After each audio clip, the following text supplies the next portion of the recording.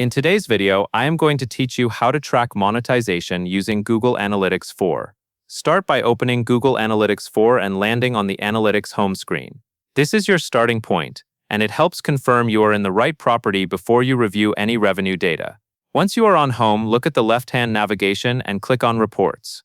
Reports is where Google Analytics organizes ongoing performance reporting, including your monetization and purchase activity. Inside Reports, find and click on Monetization. This section is focused on revenue-related insights, such as purchases and the steps people take before they buy. When monetization loads, you may see an on-screen message or panel. Click Dismiss to close it, so you have a clear view of the report navigation and the main charts. Next, open Lifecycle in the report navigation.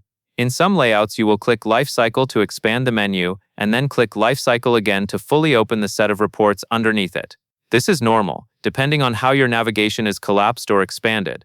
After that, click the highlighted area in the left navigation so you can clearly focus on the monetization reports within the Lifecycle collection. Then select E-commerce purchases. This report is one of the most direct ways to monitor revenue performance because it summarizes purchase activity and key metrics tied to e-commerce tracking. Once the e-commerce purchases area opens, click the highlighted area again to confirm you are within the correct monetization report set, and then move to Purchase Journey.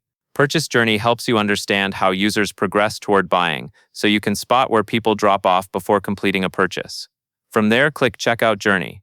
This view narrows in on the checkout process itself, which is useful when you want to identify friction points such as payment or shipping steps that may reduce conversions.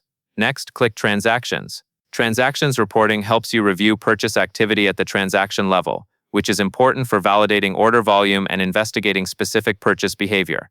Finally, click Overview to return to a high-level summary once you have reviewed the more detailed journey and transaction views. As a general tip, make sure your date range is set correctly and consistent across these reports, so your numbers match what you are trying to evaluate.